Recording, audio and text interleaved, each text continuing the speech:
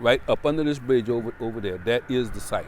For Navassa Mayor Euless Willis, it was the construction of a bridge in his North Carolina town not far from the coast that turned up a toxic discovery. So they were out actually driving the pilings down for this bridge when this gooey stuff was oozing up out of the ground, and they realized, hey, that's creosote. Creosote, a probable carcinogen, was used by a wood treatment plant here until it closed in the 1970s.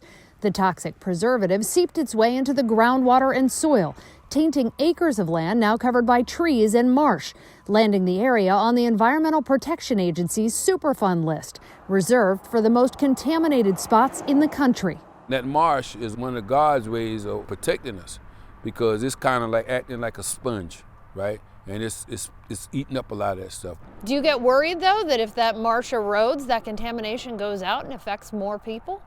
Yeah. We've learned erosion is a major concern with Superfund sites around the nation.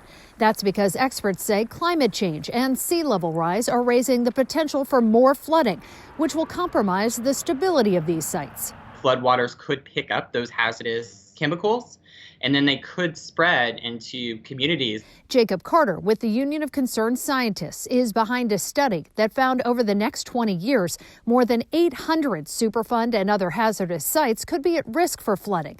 That echoed a 2019 report from the Government Accountability Office that found flooding caused by climate change is already impacting some Superfund sites, with hundreds more in danger. We need the government to act now. And if we don't act quickly, what's at risk? Communities are at risk. People's health is at risk. We're talking about humans who could literally lose their lives if they come into contact with some of these chemicals.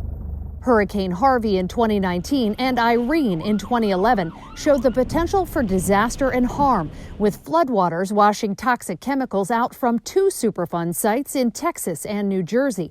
Mitigation measures have since been put in place at those sites, but many still lack protective measures, with experts calling for the EPA to do more to fortify infrastructure to keep hazardous chemicals contained, especially because many Superfund sites sit in low-income communities or communities of color. At a certain point, when you just pile things onto these communities, it becomes so much harder for them to recover. And I think people think about climate change as being a story about the environment. It's a story about humans.